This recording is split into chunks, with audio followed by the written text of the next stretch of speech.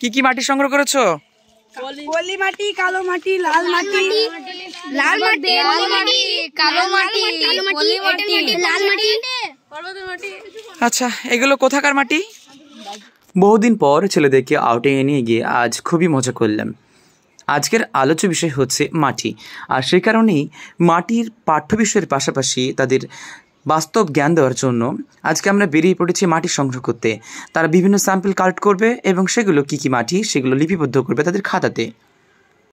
বরাবরই আউটিংয়ে গেলে এরা প্রচণ্ড খুশি হয়, প্রচণ্ড উন্মাদনা এবং প্রচণ্ড হাসি খুশি নিয়ে তারা এখন মাটি কালেক্ট করতে ব্যস্ত।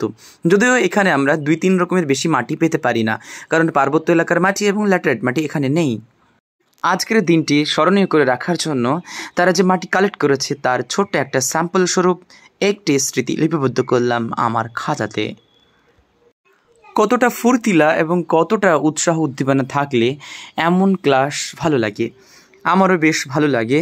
এই গরমে তাদেরকে নিয়ে আউটিং গিয়ে খুবই মজা হলো আজ। এখন বাচ্চারা কয়েক রকম মাটি সংগ্রহ করলো এবং তারা খুবই আনন্দিত। এখন আমাদের বাড়ি ফেরার পালা।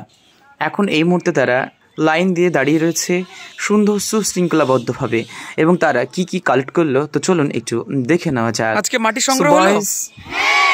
কি কি মাটি সংগ্রহ করেছো? পলি মাটি, কালো মাটি, লাল মাটি, লাল মাটি, কালো মাটি, পলি মাটি, লাল মাটি, পর্বতের মাটি। আচ্ছা, এগুলো কোথাকার মাটি? দার্জিলিংয়ের মাটি। এগুলো ভারতের মাটি। কোথাকার? ভারতের কোন রাজ্যে বাস করি? পশ্চিমবঙ্গে কত রকমের মাটি থাকে? আর ভারতে? ভারতের মাটিগুলো কত রকম? কি কি? লাল মাটি, কালো মাটি, পার্বত্য মাটি, ল্যাটেরাইট মাটি, নোনা মাটি, মরু মাটি। আচ্ছা, লাল মাটি লাল কেন?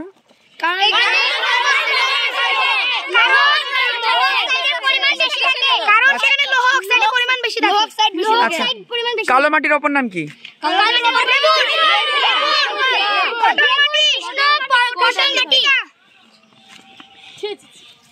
তুলো চাষ কোন মাটিতে ভালো হয়? সব থেকে উর্বর মাটি কোনটি? আচ্ছা, পার্বত্য এলাকার মাটিকে কি বলে? নাম? ওটা হচ্ছে পটজল মাটি। নাম? আচ্ছা, আজকের মাটি সংগ্রহ হয়েছে। প্রচন্ড গরমে আজকে মাটি সংগ্রহ আমরা করলাম। এবার আমরা আবারও স্কুলের দিকে ফিরে যাব ধীরে ধীরে। চলো বয়েস, আস্তে আস্তে লাইন ধরো এবং আস্তে আস্তে চলো ফিরে চলো। চলো আস্তে আস্তে ধীরে ধীরে লাইন ধরে চলো, ফিরে যাই। আসসালামু আলাইকুম।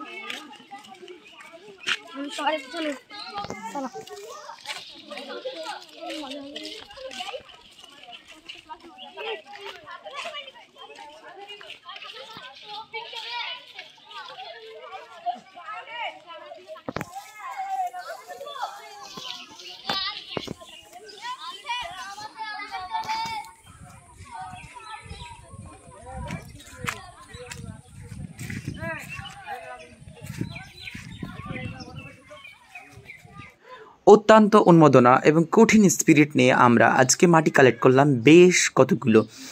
এগুলোই ওদের স্মৃতিতে ধরে থাকবে এবং ভারতের মাটিতে কোন মাটিতে কী ধরনের ফসল হয় সেগুলো তারা জানবে।